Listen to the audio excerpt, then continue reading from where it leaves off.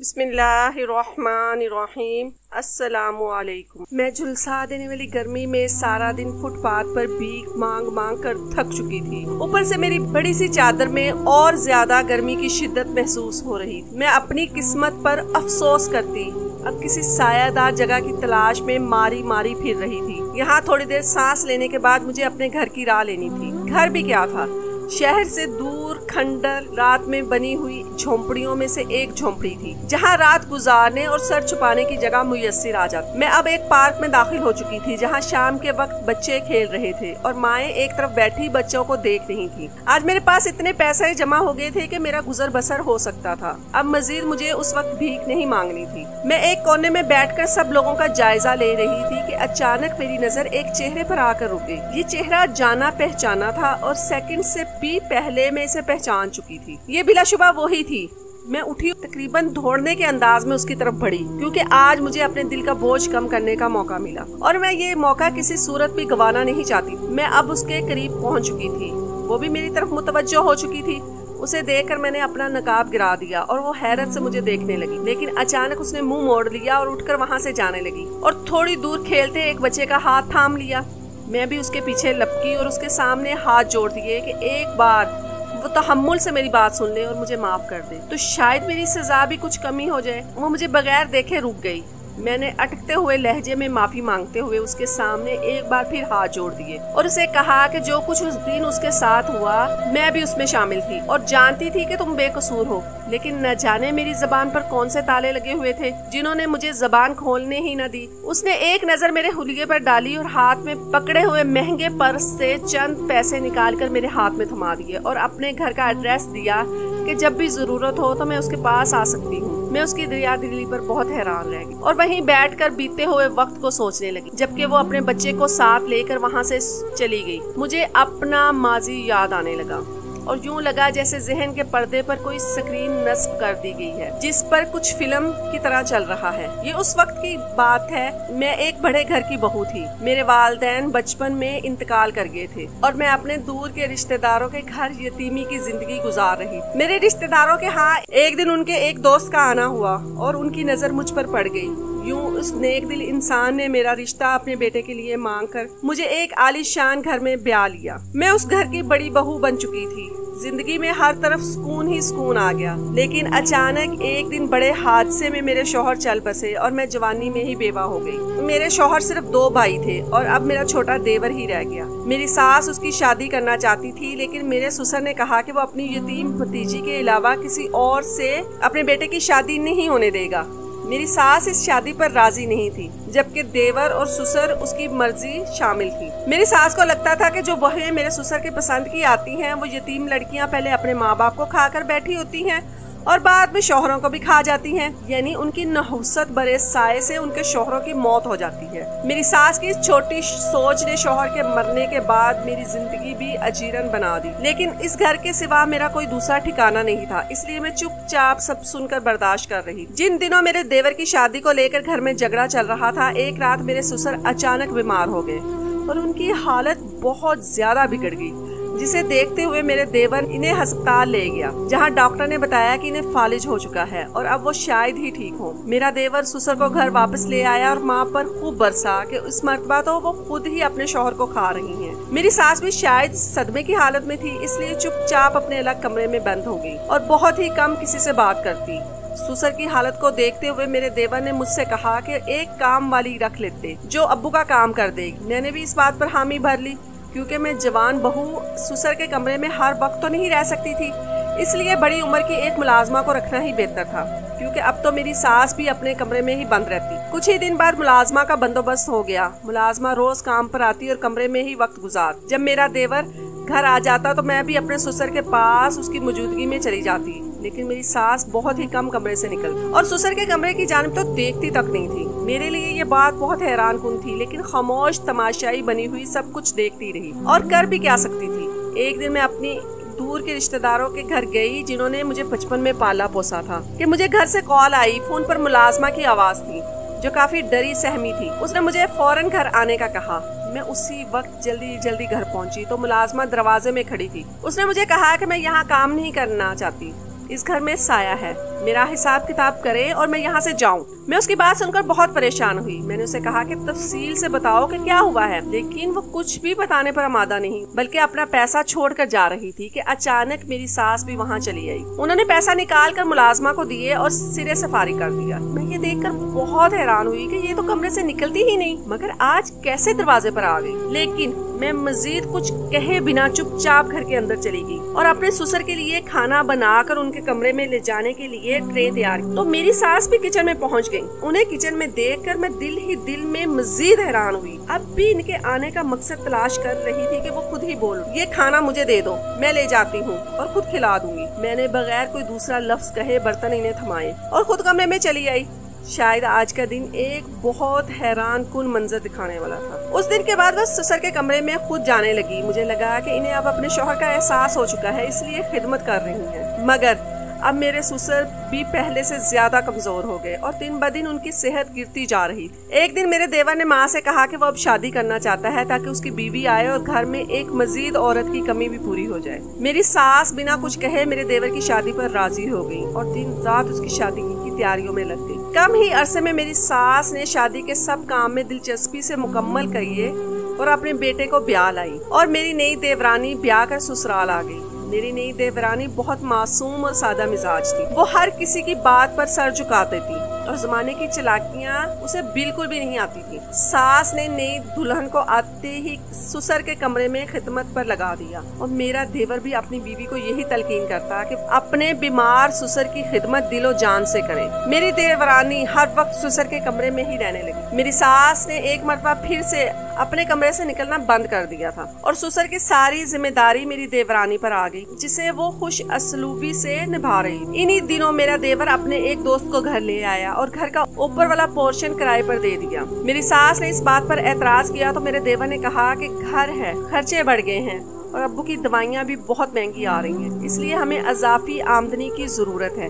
वैसे भी ये लड़का मेरे बचपन का दोस्त है, देखा भाला है। सास ने देवर की जब बात सुनी तो खामोश हो गई और अपने कमरे में चली गई। दूसरी जानिब मेरे देवर मुझे किचन में आकर बताया कि उसका दोस्त पहली मर्तबा घर से दूर आया है, इसलिए खाना पकाना नहीं जानता। अब से उसके खाने की सारी जिम्मेदारी हम पर है। मैंने अपनी देवर की बात पर हामी भर ली और रोजाना उसके दोस्त का खाना बनाने लगी। जब भी मैं खाना बना लेती तो वो देवर उसको पहुंचा देता। एक दिन बहुत तेज बारिश बरस रही थी और मैं अपने कमरे में बैठी थी कि दरवाजे पर दस्तक हुई। घर वाले तो अपने कमरे में आराम कर रहे थे, तो रात के इस पहर कौन हो सकता है। मैंने उठकर हिम्मत दिखाते हुए दरवाजा खोल दिया तो सामने मेरे देवर का वही दोस्त खड़ा था जो ऊपर वाले हिस्से में रह रहा था। इतनी तेज बारिश और ठंड में वो मुकम्मल भीग चुका था और जल्दी जल्दी माजरत करता हुआ अपने कमरे की तरफ चला गया। पीछे खड़ी मैं उसके साथ दिल में हमदर्दी के जज्बात लिए फौरन किचन की जानिब बढ़ी और चाय बनाकर उसके लिए ले जाने लगी। इतनी ठंड में एक इंसान के लिए मेरे दिल में हमदर्दी और एहसास के जज्बात पैदा होना फितरी सा था। मैं जब चाय लेकर ऊपर वाले पोर्शन में गई तो सामने ही वो अपने गीले कपड़े सुखाने की कोशिश कर रहा था। मुझे आते देखकर एक लम्हे के लिए वो ठटक गया। कदम तो मेरे भी डगमगाए, लेकिन मैं पूरे एतमाद से आगे बढ़ी और चाय उसके सामने पेश की। मेरे हाथ में चाय देकर उसने तशक्कुर अमीज लहजे में कहा कि इस वक्त चाय की सख्त तलब हो रही थी। मैं भी चाय उसे थमाकर जल्दी से नीचे आ गई। मबादा कोई दे ही न ले, फिर नई कहानी न घर ले। उस दिन के बाद मैं उस लड़के को गैर अरादी तौर पर बहुत सोचने लगी, क्योंकि वो शक्लो सूरत में मेरे मरहूम शौहर से कहीं ज्यादा वजही और पुरकशिश था। मैं अब अक्सर ही उसके लिए कुछ न कुछ बनाकर ऊपर वाले पोर्शन में ले जाने लगी और यूं हमारे दरमियान अजनबियत की दीवारें गिरकर बेतकल्लुफी बढ़ने लगी। इधर मेरी सास का वही रवैया था, कमरे में बंद रहना, जबकि मेरी देवरानी ससुर की खिदमतों में मशगूल थी। दूसरी तरफ मेरे देवर के अंदाजो अतवार में भी कुछ बदलते जा रहे थे। न जाने क्यों वो अब अपनी बीवी से नाराज रहने लगा। एक रात जब मैं छत पर अपने देवर को दोस्त को मिलने गई हुई थी और हम दोनों बैठे बातें कर रहे थे कि अचानक मेरी देवरानी वहाँ पर आ गई। उसे देखकर मैं और वो लड़का दोनों ही घबरा गए। लड़का फौरन से पहले अपने कमरे में चला गया, जबकि मैं वहीं रह गई। मेरी देवरानी ने अफसोस का इजहार करते हुए कहा कि वो ससुर के मैले कपड़े धोकर सुखाने आई थी, लेकिन ये सब देखकर उसे अफसोस हुआ। मैंने आगे बढ़कर देवरानी के पैर पकड़ लिए कि वो ये बात किसी को नहीं बताए, वरना मैं कहाँ जाऊंगी। इस दुनिया में मेरा कोई और भी नहीं। मेरी देवरानी ने मुझे एक चांस दिया और वादा करके चली गई। उस दिन के बाद मैं बहुत ही मोहतात हो गई, लेकिन अब भी अपने देवर के दोस्त से राब्ता खत्म नहीं किया। अब ये मेरे बस में नहीं था। मैं उससे मोहब्बत करती थी और हमेशा मिलते रहना चाहती, बल्कि उसने मुझसे वादा किया था कि वो मुझसे शादी करके मुझे यहाँ से ले जाएगा। बस कुछ ही दिनों की बात है, मगर अब मुझे अपनी देवरानी की तरफ से धड़का लगा रहता और किसी तौर भी यकीन ना आता। एक दिन मेरा देवर रात देर तक घर से बाहर रहा तो मेरी देवरानी ने मुझे बुलाया और कहा कि आज ससुर की तबीयत बहुत खराब है, मैं आकर देख लूं। मैं जब कमरे में गई तो मुझे वाकई वो बहुत बीमार लगे और लगता था कि आज वो नहीं बचेंगे। मेरी देवरानी ने मजीद मुझे कहा कि वो सास को बुला लाए ताकि वो आज इन्हीं के पास रहें। मैंने हामी भर ली और ससुर के कमरे से निकलकर सास के कमरे की तरफ जाने लगी, लेकिन न जाने मेरे दिल में उस वक्त क्या ख्याल आया कि मैं वहीं से पलटकर अपने कमरे में चली आई और कंबल लपेट कर सो गई। कुछ ही देर बाद मुझे देवर के कदमों की आवाज आई। यकीनन वो घर वापस आ चुके थे। मैंने उठकर झांका तो वो कमरे में चक्कर काट रहा था। मुझे आता देखकर उसने अपनी बीवी के बारे में पूछा तो मैंने दिल में सोचा कि यही मौका है, लोहा गर्म है, वार कर देना चाहिए। मैंने उसे कहा कि मैं तुम्हें बताना नहीं चाहती थी, लेकिन तुम्हारी बीवी ठीक औरत नहीं। सारा दिन वो ससुर के कमरे में घुसी रहती है और न जाने उसकी क्या हरकत है। मेरे देवर के दिल में पहले ही बीवी के लिए बदगुमानी भंप रही थी और मेरी बातों ने जल्दी पर तेल का काम किया और वो फौरन वहाँ से निकलकर अपने बाप के कमरे की जानिब गया। लेकिन ये अंदर जाने पर आसमान फट पड़ा जब देवर ने देखा कि बाप जमीन पर गिरा हुआ है और उसकी बीवी उसके बाप के ऊपर झुकी हुई है। इस मंजर को मेरे देवर के जहन ने न जाने क्या समझ के कबूल नहीं किया और मेरी बातों का भी असर था कि वो दौड़कर अपनी बीवी की तरफ बढ़ा और उसे अपने बाप के ऊपर से परे धकेला। मेरे देवर ने अपनी बीवी को मारना पीटना शुरू कर दिया। मैं एक कोने में खड़ी ये सारा मंजर देख रही। शोर शराबे की आवाज सुनकर मेरी सास भी वहीं चली आई और देवर को रोकने लगी लेकिन वो रुकने वाला नहीं था। उसने आओ देखा न ताओ अपनी बीवी को खड़े खड़े तलाक दी। ये सब इतना अचानक हुआ कि कोई समझ ही न सका, लेकिन मेरे देवर की बीवी अब भी सफाइयां पेश कर रही और मेरी तरफ उम्मीद भरी नजरों से देखते हुए उसने कहा कि इन लोगों को बताओ कि ससुर मौत के करीब था, इसलिए उसने मुझे सास को बुलाने भेजा।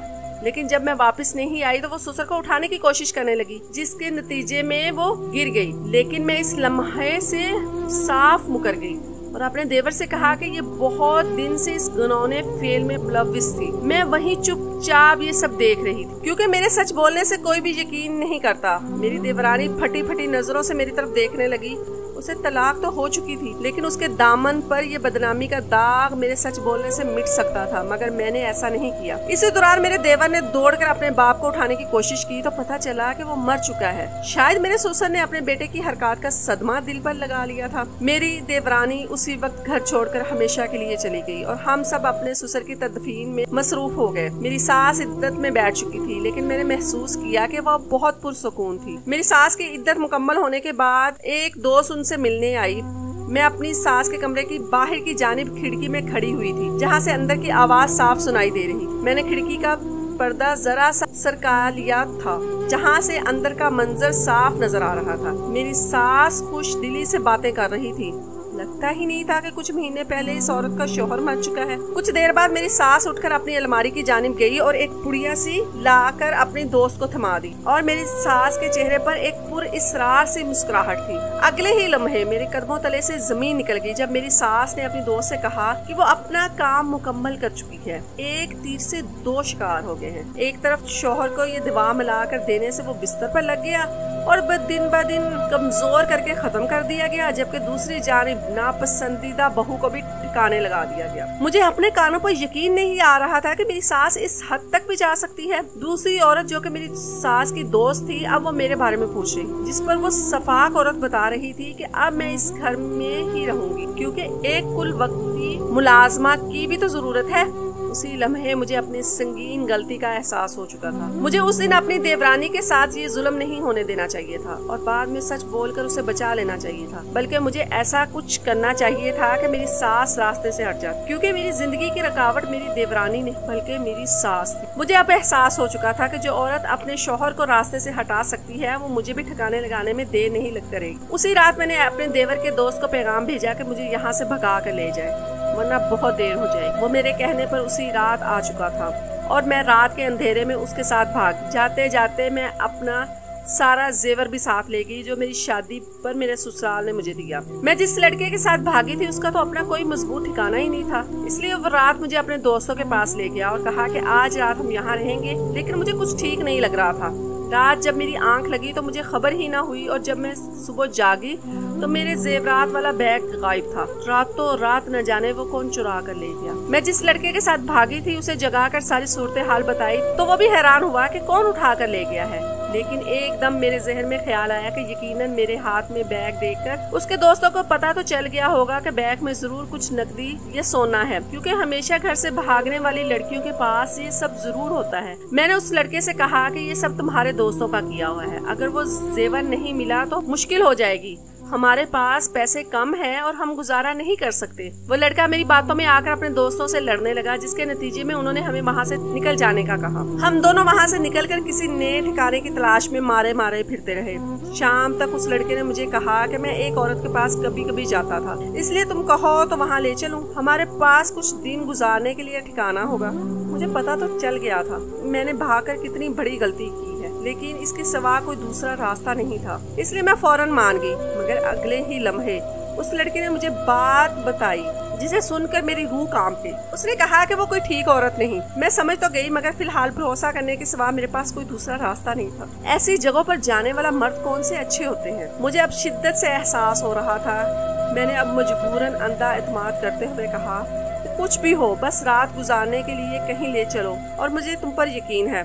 इस तरह हम दोनों उस औरत के घर पर पहुंच गए। घर क्या था, एक रंगीन खाना जहां हर तरफ जर्क बर्क लिबास में औरतें घूम रही थी, मगर मैं चुपचाप वहां सब कुछ देखती रही। रात सोने के लिए उस औरत ने मुझे अलग कमरा दिया, जबकि लड़के को उसने बाहर भेज दिया। मुझे बहुत फिक्र हुई और कहीं कहीं शक भी तो मेरे साथ कोई धोखा होने वाला है, मगर चुपचाप तमाशाई बनी सब कुछ देखती रही। सुबह उठने पर वो लड़का वहाँ से जा चुका था और उस औरत की ही ज़बानी मुझे पता चला कि वो मुझे बेचकर बड़ी कीमत वसूल कर चुका है। मुझे अब यहीं रहना है, जिसके लिए मैं तैयार नहीं थी। मैंने इस औरत की मिन्नतें की और मुझे यहाँ से जाने दे, लेकिन वो नहीं मानने वाली। 2 दिन बाद अपने कमरे की खिड़की से बैठी बाहर का मंजर देखते हुए अपनी किस्मत और गलतियों को रो रही थी कि उस औरत के घर एक मांगने वाला साहिल दरवाजे पर आया। मैंने मौका देकर साहिल को कहा कि अगर वो मुझे यहाँ से निकलने में मदद दे तो मैं उसे भारी कीमत दूंगी। साहिल यहाँ आने का आदी था और उसे यहाँ के बारे में सब इल्म था, इसलिए उसने मेरी बात मान ली और अगली रात मुझे उस घर की दीवार से कूद जाने में मदद दी और यूं मैं इस गंदी जगह से बाहर निकलने में कामयाब हो गई। मेरे पास एक आखिरी सोने की चेन बची जो मेरे गर्दन में पहनी हुई। मैंने वो निकाल कर साहिल के हवाले की और खुद आगे की राह ले ली। मेरे पास कोई ठिकाना, कोई तालीम, कोई पैसा, सर छुपाने के लिए कोई छत तक भी नहीं बची, इसलिए मुझे उस साहिल के साथ ही कुछ दिन पनाह मिल गई और उसी के कहने में आकर मैंने भीख मांगना शुरू कर, क्योंकि इसके अलावा मुझे कोई मजीद काम नहीं मिलना था